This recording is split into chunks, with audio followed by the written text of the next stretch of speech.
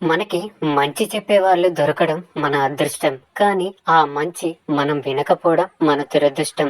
జీవితం పెద్దదో, చిన్నదో, గమ్యం దగ్గరో, దూరమో సాగే నిరంతర ప్రయాణంలో చివరకు మిగిలేవి గుప్పడి జ్ఞాపకాలు, పిడికెడు అనుభూతులు.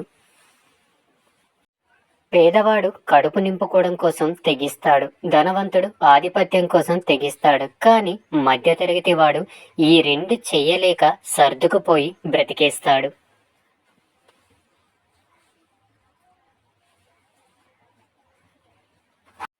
క్షణం తీరిక లేకుండా సంపాదించే ఆస్తి ఒక్క క్షణంలో మాయం కావచ్చు.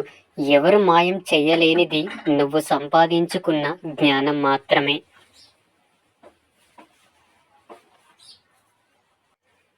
ఇతరులను బాధ పెట్టడం నీటిలో రాయి వేసినంత సులువు.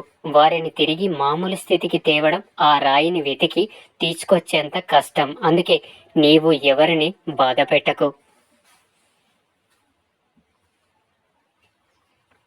నీకు జాలి ఎక్కువ ఉంటే కష్టాలు తప్పవు. అందుకే కనిపించిన ప్రతి వారి మీద జాలిపడి ఉన్నది కరిగించుకోకు.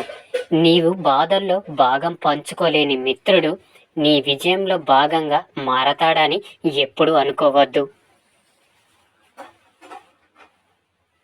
మీరు కష్టంలో ఉన్నప్పుడు ఒక్కసారి సహాయం చేసి తర్వాత 10 మందిలో 100 సార్లు సాయం చేశాం అని చెప్పుకునే వాళ్ళ దగ్గర ఇంకోసారి సహాయం తీసుకోకండి.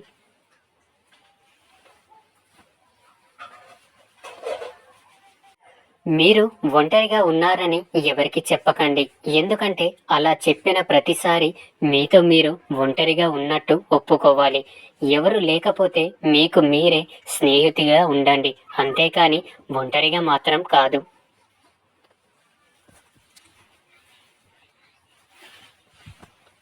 అబద్ధంలో ఉన్న భయం కంటే నిజంలో ఉండే ధైర్యం గొప్పది.